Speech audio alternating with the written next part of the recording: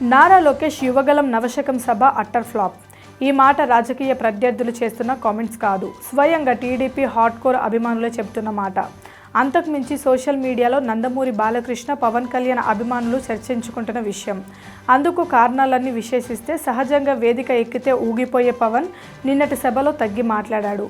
బహుశా తాను చంద్రబాబుకి బానిస అనే విషయం ఇలా చెప్పాలనుకుంటున్నారేమో. ఏదో ఆశించి టీడీపీకి మద్దతు ఇవ్వడం లేదు అంటూనే చంద్రబాబు అరెస్ట్ తనను ఎంతో బాధించిందని తెగ ఫీల్ అయిపోయారు.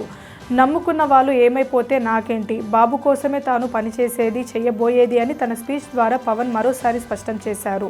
ఇదే వేదిక నుంచి జన సైనికులు అభిమానులకు ఊరట వచ్చేలా ఏదైనా సందేశం ఇస్తాడా అని ఆశిస్తే అది జరగలేదు. ఇక బాలయ్య స్పీచ్ గురించి ఎంత తక్కువ చెప్పుకుంటే అంత మంచిది.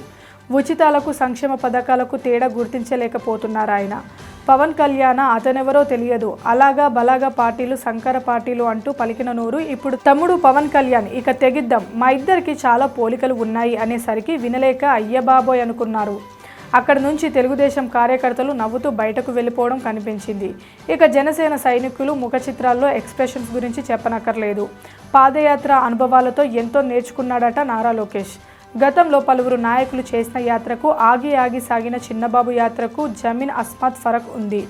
లోకేష్ తన యాత్రలో ఎక్కువ సమూహాలను కలిసిందే లేదు.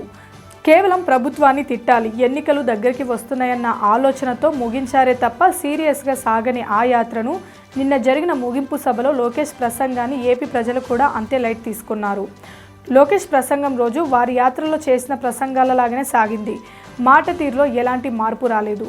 మొత్తంగా టీడీపీకి తెల్ల జెండా ఎత్తేంత వరకు నిద్రపోను అనే రీతిలో సాగింది లోకేష్ స్పీచ్.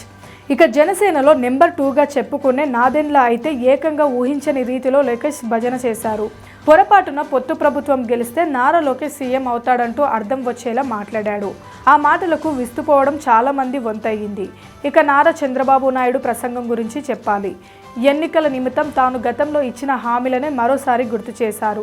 గతంలో ఆయన చేసిన అభివృద్ధి మంచిని ముచ్చకైనా ప్రస్తావించలేదు, ఎందుకంటే అక్కడ ఏం లేదు కాబట్టి.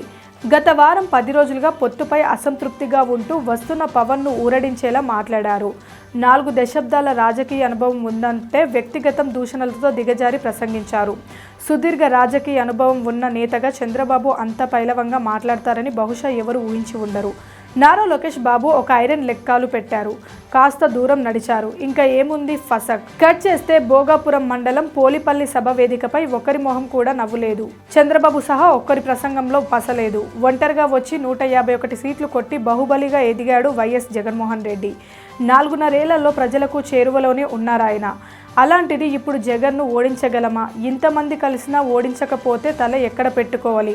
ఇదే భయం వాళ్ళ కళ్ళల్లో స్పష్టంగా కనిపించింది. Please subscribe Pragna media. Please like, share, subscribe to Pragna Media. Pragna Media, please do like, share and subscribe. Please subscribe to Pragna Media. Please like, share and comment if you like the video. Pragna Media.